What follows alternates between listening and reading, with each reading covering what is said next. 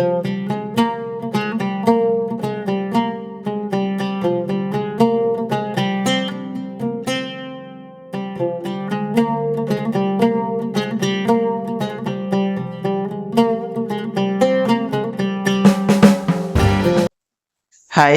Welcome back Abba love and cooking stories. ഞാൻ റൌഫ്. ഞാൻ ഇന്നിവിടെ പരിചയപ്പെടുത്തുന്നത് വളരെ ടേസ്റ്റി ആയിട്ട് എന്നാലും വളരെ സിമ്പിളായിട്ട് നമുക്ക് ഉണ്ടാക്കിയെടുക്കാനായിട്ട് പറ്റുന്ന ഒരു കിടിലൻ ബീഫ് കറിയുടെ റെസിപ്പിയാണ്. ഞാനിത് ഏത് രീതിയിലാണ് ഇവിടെ ഉണ്ടാക്കുന്നത് എന്നും ഇതിനായിട്ട് ഞാനിവിടെ എന്തെല്ലാമാണ് ഉപയോഗിക്കുന്നത് എന്നും നമുക്ക് നോക്കിയാലോ. റെസിപ്പിയിലോട്ട് പോകുന്നതിന് മുമ്പ് എൻ്റെ ചാനൽ ആദ്യമായിട്ട് കാണുന്നവരാണെങ്കിൽ സബ്സ്ക്രൈബ് ചെയ്യാനും അതിൻ്റെ തൊട്ടടുത്ത് കാണുന്ന ബെല്ലൈക്കൺ ഒന്ന് എനേബിൾ ചെയ്ത് എൻ്റെ വീഡിയോസ് മുഴുവനായിട്ട് വാച്ച് ചെയ്ത് ഇഷ്ടപ്പെട്ടാൽ ലൈക്ക് ചെയ്യാനും ഷെയർ ചെയ്യാനും മറക്കരുത്. ഇനി നമുക്ക് നേരെ റെസിപ്പിയിലോട്ട് പോകാം. ഞാനിവിടെ 1 കിലോഗ്രാം ബീഫ് വെച്ചിട്ടാണ് കേട്ടോ ഒന്ന് കറി ഉണ്ടാക്കുന്നത്. അപ്പോൾ ബീഫ് നന്നായിട്ട് ചെറുതായിട്ട് മുറിച്ചെടുത്ത് നമുക്ക് കഴുകിയെടുത്തതിന് ശേഷം ഇതുപോലെ ഒരു ചട്ടിയിലാണെന്ന് ഞാൻ ഉണ്ടാക്കുന്നത്. അപ്പോൾ അതിലോട്ട് ഞാൻ ആഡ് ചെയ്ത് കൊടുക്കുന്നുണ്ട്. ഇതുപോലെ ചെറിയ പീസസ് ആയിട്ട് വേണം കേട്ടോ നമ്മൾ കറിക്കായിട്ട് ഉപയോഗിക്കുന്ന ബീഫ് മുറിച്ചെടുക്കാനായിട്ട്. അതുപോലെ തന്നെ അധികം മൂപ്പില്ലാത്ത ബീഫാണെങ്കിൽ നന്നായിട്ട് തന്നെ നമുക്ക് നല്ല ടേസ്റ്റി ആയിട്ട് കറി ഉണ്ടാക്കിയെടുക്കാനായിട്ടും പറ്റും. ഞാനിവിടെ ഉണ്ടാക്കുന്ന അതേ രീതിയിൽ തന്നെ നിങ്ങൾക്കിത് കുക്കറിലും ചെയ്തെടുക്കാനായിട്ട് പറ്റും കേട്ടോ. ഞാനിവിടെ ചട്ടിയിലാണ് ഉണ്ടാക്കിയെടുക്കുന്നത്. ഇനി ഞാൻ ഇതിലോട്ടായിട്ട് ഒരു തക്കാളിയാണ് ഉപയോഗിക്കുന്നത്. തക്കാളി ഈ കാണുന്ന രീതിയിൽ വലിയ പീസസ് ആയിട്ട് മുറിച്ചെടുത്ത് ഇതിലോട്ട് ആഡ് ചെയ്ത് കൊടുത്തു.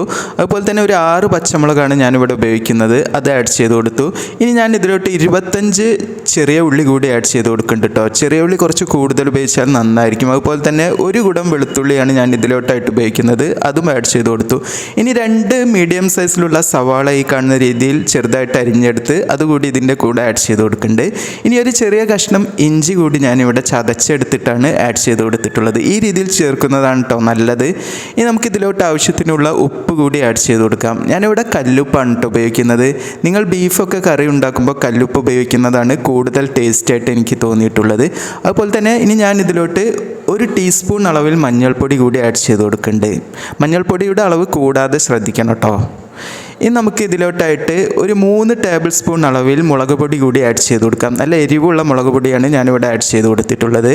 അതുപോലെ ഒരു 7 ടേബിൾ സ്പൂൺ അളവിൽ മല്ലിപ്പൊടിയാണ് ഞാനിവിടെ ആഡ് ചെയ്ത് കൊടുക്കുന്നത്. നമ്മുടെ മല്ലിപ്പൊടിയുടെ അളവ് കൂടുതൽ ഉപയോഗിക്കാനായിട്ട് ശ്രദ്ധിക്കണം കേട്ടോ. കൂടുതൽ മല്ലിപ്പൊടി ഉപയോഗിച്ചാൽ നല്ലൊരു ടേസ്റ്റ് ആയിരിക്കും. അതും ഞാനിവിടെ നന്നായിട്ട് വറുത്തെടുത്ത മല്ലിപ്പൊടിയാണ് കേട്ടോ ഇതിലോട്ടായിട്ട് ഉപയോഗിക്കുന്നത്. ഇനി 1 ടീസ്പൂൺ അളവിൽ ഗരം മസാല പൗഡർ കൂടി ആഡ് ചെയ്ത് കൊടുക്കുന്നുണ്ട്. ഇനി നമുക്കിതിനെ നന്നായിട്ട് കൈ ഉപയോഗിച്ച് ഈ കാണുന്ന രീതിയിൽ കുഴച്ചെടുക്കണം കേട്ടോ.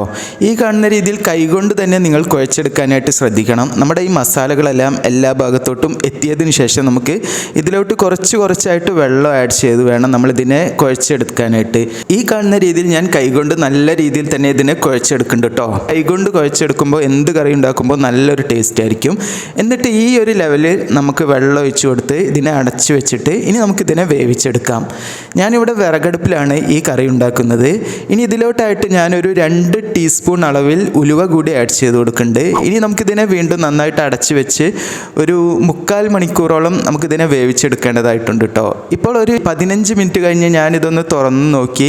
ഇത് നന്നായിട്ട് തിളയെല്ലാം വന്നിട്ടുണ്ട്. ഈ സമയം ഞാനൊന്ന് ഇളക്കി ഇട്ട് കൊടുക്കുന്നുണ്ട് കേട്ടോ. നമ്മുടെ ഈ കറി നന്നായിട്ടൊന്ന് അടിയിലൊന്നും പിടിക്കാതിരിക്കാൻ വേണ്ടിയിട്ട് നന്നായിട്ട് ഇതിനെ ഇളക്കിയിട്ട് കൊടുത്ത് വീണ്ടും ഞാനിതിനെ അടച്ച് വെച്ചിട്ട് വീണ്ടും ഒരു 15 മിനിറ്റ് കഴിഞ്ഞ് വീണ്ടും ഇതിനെ തുറന്ന് വീണ്ടും ഇളക്കി കൊടുക്കുന്നുണ്ട്. ആ രീതിയിലാണ് നമ്മൾ വേവിച്ചെടുക്കേണ്ടത്. നിങ്ങളിത് കുക്കറിലാണ് ഉണ്ടാക്കുന്നത് എങ്കിൽ ഒരു മീഡിയം ഫ്ലെയിമിൽ വെച്ചിട്ട് ഒരു 5 വിസിൽ വരുന്നത് വരെ വേവിച്ചെടുത്താൽ മതി കേട്ടോ. എന്നിട്ട് കുക്കർ ഓപ്പൺ ആക്കി വെന്തണോ എന്ന് നോക്കിയതിന് ശേഷം അതിലോട്ട് ആവശ്യത്തിന് വെള്ളം കൂടി ഒഴിച്ച് ആ രീതിയിൽ വേണം നിങ്ങൾ ഉണ്ടാക്കിയെടുക്കാനായിട്ട്. ഇപ്പോൾ ഞാൻ ഇതൊരു അരമണിക്കൂർ കഴിഞ്ഞ് വീണ്ടും ഓപ്പൺ ആക്കി ഇതിലോട്ട് ആവശ്യത്തിനുള്ള വെള്ളം കൂടി ആഡ് ചെയ്ത് കൊടുക്കുന്നുണ്ട് കേട്ടോ.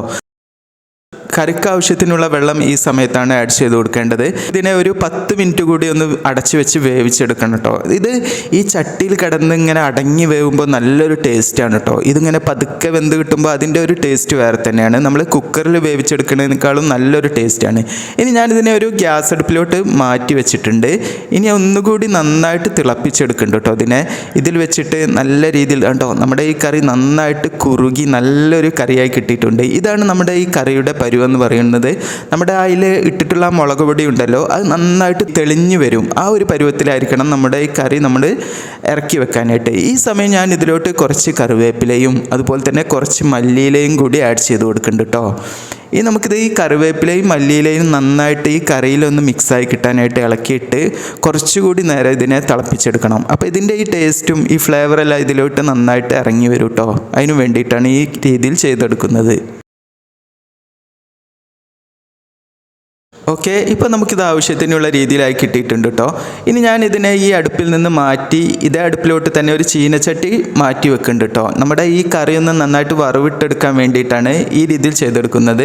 ഇതിലോട്ട് ആവശ്യത്തിന് വെളിച്ചെണ്ണ കൂടി ആഡ് ചെയ്ത് നന്നായിട്ട് ചൂടാകാനായിട്ട് വെച്ചിട്ടുണ്ട്. ഞാനിവിടെ ഒരു 5 ടേബിൾ സ്പൂൺ അളവിൽ വെളിച്ചെണ്ണയാണ് ആഡ് ചെയ്തത്. അതിലോട്ട് ഞാനൊരു 15 ചെറിയ ഉള്ളി ഇതുപോലെ അരിഞ്ഞെടുത്ത് ഇതിലോട്ട് ആഡ് ചെയ്ത് കൊടുക്കുന്നുണ്ട് കേട്ടോ. വെളിച്ചെണ്ണയുടെ അളവ് കൂടാതെ ശ്രദ്ധിക്കണം. അതുപോലെ ചെറിയ ഉള്ളി കൂടുതൽ ഉപയോഗിച്ചാൽ നല്ല ടേസ്റ്റ് ആയിരിക്കും. ഇനി നമുക്കിതിനെ നന്നായിട്ട് വറുത്തെടുക്കണം കേട്ടോ. ഈ കാണുന്ന രീതിയിൽ നല്ല രീതിയിൽ വറുത്തെടുക്കുക. വെളിച്ചെണ്ണയുടെ അളവ് കൂടരുത് കേട്ടോ, ഈ ഒരു രീതിയിൽ മതി. എന്നിട്ട് ഈ കാണുന്ന രീതിയിലായി കിട്ടിയാൽ നമുക്കിത് ഈ കറിയിലോട്ട് ആഡ് ചെയ്ത് നന്നായിട്ട് മിക്സ് ആക്കി എടുക്കുക. ഈ രീതിയിലാണ് ഞാൻ ഉണ്ടാക്കിയെടുത്തിട്ടുള്ളത്. ഇനി നമുക്കിതിനെ ഒരു അരമണിക്കൂർ നേരം അടച്ചു വെക്കണം കേട്ടോ. ഇങ്ങനെ അടച്ചു വെച്ച് ഉപയോഗിക്കുമ്പോൾ നല്ലൊരു ടേസ്റ്റും അതുപോലെ നല്ലൊരു സ്മെല്ലും ആയിരിക്കും നമ്മുടെ ഈ കറിക്ക് കേട്ടോ. ഇത് നമുക്ക് പത്തിരിയുടെ കൂടെയും നെയ്ച്ചോറിൻ്റെ കൂടെയും പൊറോട്ടയുടെ കൂടെയും എല്ലാം സെർവ് ചെയ്യാനായിട്ട് പറ്റുന്ന ഒരു സിമ്പിൾ റെസിപ്പിയാണ് കേട്ടോ. ഇതേ രീതിയിൽ നിങ്ങളെല്ലാവരും ഒന്ന് ട്രൈ ചെയ്ത് നോക്കണേ. ഈ രീതിയിൽ നിങ്ങളെല്ലാവരും ഈ ടേസ്റ്റി ആയിട്ടുള്ള സിമ്പിൾ ബീഫ് കറി ഉണ്ടാക്കി നോക്കി അതിൻ്റെ ഫീഡ്ബാക്ക് താഴെ കാണുന്ന കമൻറ്റ് ബോക്സിൽ എന്നെ എഴുതി അറിയിക്കാൻ മറക്കരുത്. ഇനി നമുക്ക് പുതിയൊരു വെറൈറ്റി റെസിപ്പിയുമായി പുതിയൊരു വീഡിയോയിൽ കാണാം. താങ്ക്